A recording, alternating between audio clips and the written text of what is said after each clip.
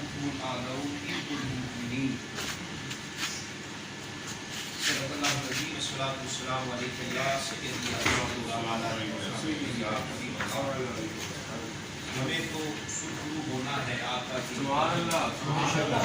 زمانے کا ہے کیا نہ صرف برا جانے بھلا جانے.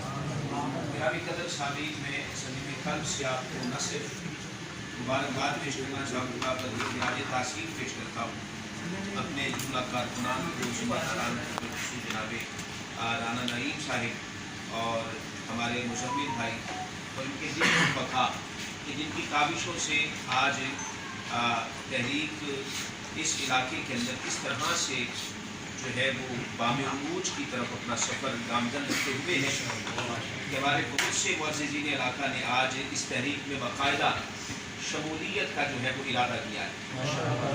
اللہ کی بارگاہ میں دعا گو ہے کہ رب العزت وحدہ لا شریک آپ کے اس ارادے کو اس عزم کو اپنی بارگاہ میں قبول فرمائے اور ہم سب کو دین مدین کے لیے اپنی زندگی کا ہر لمحہ وقف کرنے کی توفیق عطا فرمائے. سامعین گرامی قدر بڑی بلبل انگیز اغراض و مقاصد جناب محترم مجاہد اہل سنت مجاہد اسلام حضرت محترم جناب محترم محمد صاحب قادری صاحب آپ کے سامنے بڑے جامع انداز میں اور مختصر وقت میں پیش کر رہے ہیں.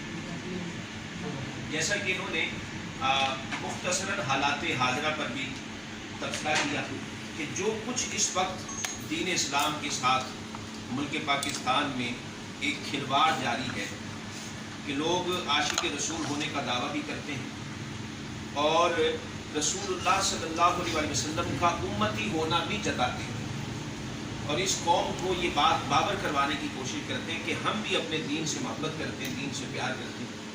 لیکن اس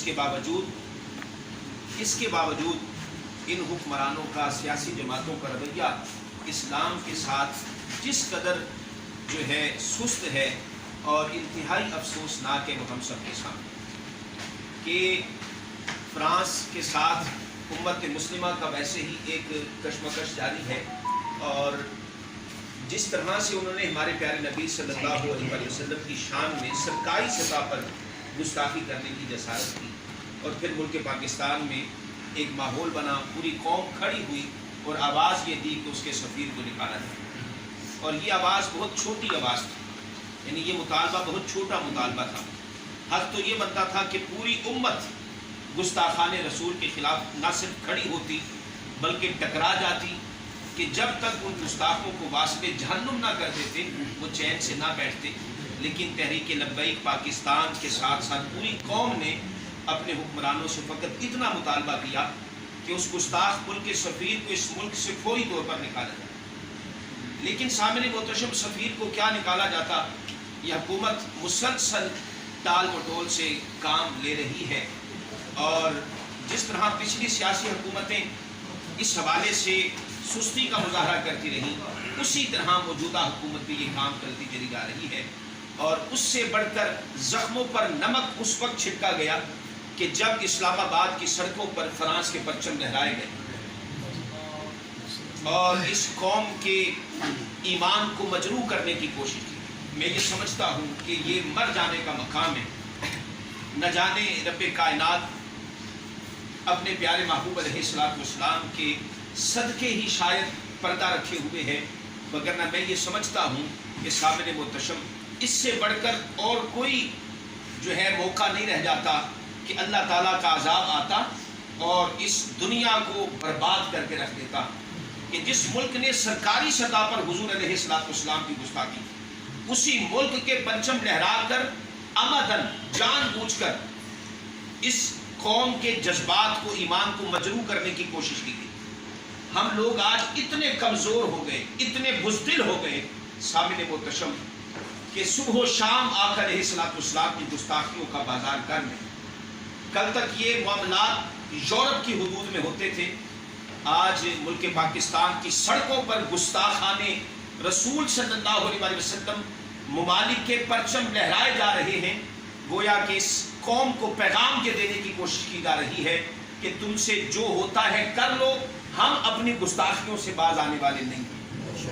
اس لیے سامنے محتشم تحریک لبیک یا رسول اللہ صلی اللہ علیہ وسلم میں ہم سب کا یوں شب و روز محنت کرنا فقط اس کا ایک مقصد ہے کہ ہمیں تو سرخرو ہونا ہے آقا کی نگاہوں میں. زمانے کا ہے کیا ناصر برا جانے بھلا جانے. من سب نبیًا فاقتلوه، من سب نبیًا فاقتلوه، من سب نبیًا فاقتلوه. سامنے محتشم تحریک لبیک پاکستان نے اپنے رویے سے یہ بات بے حمدہ تعالیٰ پوری قوم کے سامنے آشکار کر دی کہ ہم کوئی انتہا پسند لوگ نہیں ہیں، ہم دہشت گرد لوگ نہیں. الحمدللہ تحریک لبیک پاکستان ملک پاکستان کی بہت بڑی مذہبی سیاسی اور جمہوری جماعت بن کر ابھری ہے. اور آج وہی حکمران جو کل تک یہ کہتے تھے کہ یہ مٹھی بھر لوگ جو ہیں وہ اس وطن کا سکون غارت کرنا چاہتے ہیں، آج وہی لوگ یہ بات کہنے پر مجبور ہیں کہ تحریک لبیک پاکستان اس ملک کی تیسری بڑی جماعت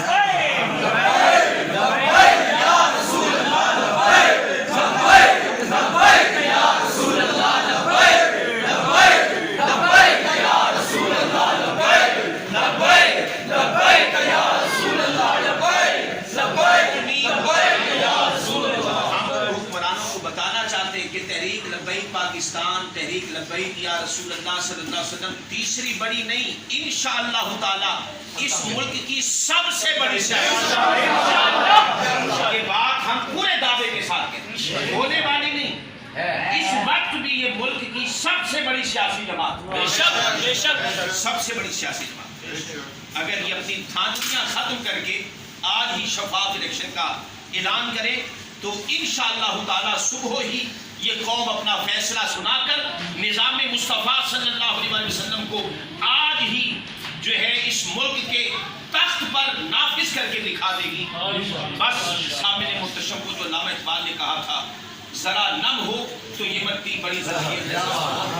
آج کون سا کلمہ وہ شخص ایسا ہے کہ جس کے دل میں عشق مصطفیٰ صلی اللہ علیہ وسلم نہ ہو، محبت مصطفیٰ صلی اللہ علیہ وسلم نہ ہو.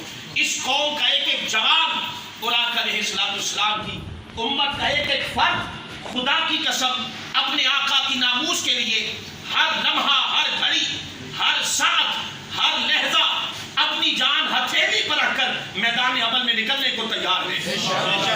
لیکن ہمیں یہاں پر آج اپنا فرض ادا کرنا، لوگوں کے اندر چھپا ہوا وہ مجاہد، لوگوں کے اندر چھپا ہوا وہ جذبہ، آقا علیہ السلام کی عزت پر کٹ مرنے کا جو جذبہ اللہ تعالیٰ نے ہر بندہ مومن کے سینے میں ودیعت فرما دیا ہے، اس جذبے کو جگانے کی دیر ہے.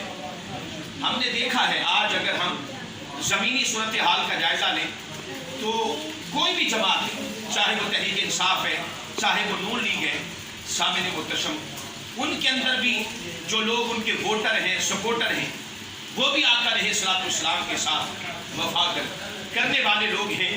لیکن بس تھوڑا احساس دلانے کی بات ہے کہ لوگوں تم نے ایسی سڑکوں کا کیا کرنا، ایسی گلیوں کا کیا کرنا، تم نے ایسی سہولتوں کو آگ لگانی ہے کہ جن کے عوض میں آقا علیہ السلام کی شان میں گستاخیاں کی جائیں.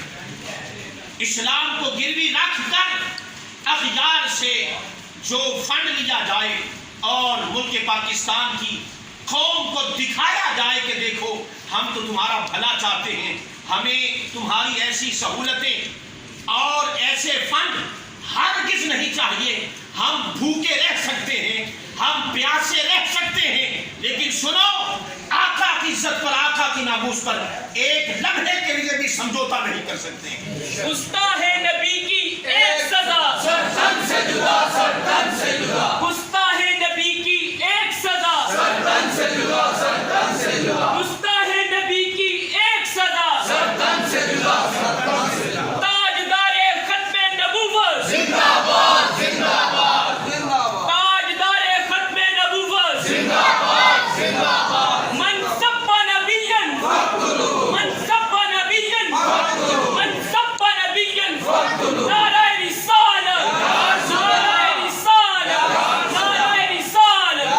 تحریک لبیک پاکستان آج اسی نہج پر سفر کر رہی ہے کہ جس نہج پر آج سے کم و بیش 1500 سال قبل اسلام سفر کر رہا تھا. بڑے کمزور حالات میں اس اسلام نے مکہ سے سفر شروع کیا تو کمزور مارے غریب لوگ حضور کے ساتھ جڑنا شروع ہو گئے, کیونکہ حضور کا دین غریبوں کی بات کرتا تھا, مظلوموں کی بات کرتا تھا اور حقدار کو اس کا حق دینے کی بات کرتا تھا. بڑے بڑے رؤساء, بڑے بڑے سردار, اسلام نے حق کا پرچم نہیں چھوڑا. بہت تھوڑے لوگ حضور علیہ السلام کے ساتھ جڑے اور باقی جو سردار تھے, رؤساء تھے, وہ اس وقت کا انتظار کرتے رہے کہ جب اسلام طاقت پکڑے, اسلام کو روج ملے اور وہ اسلام قبول کرنے سے گریزا رہے. انتظار کرتے رہے کہ اس اسلام کا بنے گا کیا, اس تحریک کا بنے گا کیا. یہ تو کچھ لوگ ہیں اور یہ بھی اپنے علاقوں کے غریب مارے کمزور لوگ, یہ بھلا کہاں کامیاب ہو سکتے ہیں. وہ لوگ کھڑے رہے, دیکھتے رہے, لیکن حضور کے پروانے حضور کے ساتھ جڑتے چلے گئے, یہاں تک کہ اسلام کا سفر مکہ سے مدینہ تک پہنچا, مدینہ سے بدر تک جاتا ہے, بدر سے احد تک جاتا ہے, احد سے خندق تک جاتا ہے, خندق سے تبوک تک جاتا ہے, اور پھر رب کائنات اسی اسلام کو کہ جس کو لوگ یہ سوچ کر سپورٹ کرنے سے انکار کر رہے تھے کہ یہ تو چند لوگ ہیں, بھلا یہ کیا کر سکتے ہیں, پھر آسمان نے وہ منظر دیکھا, وہ مٹھی بھر لوگ جو مکہ کی سرزمین سے اٹھے تھے, جنہیں مکہ والوں نے ہجرت کرنے پر مجبور کر دیا. پھر وہ وقت آیا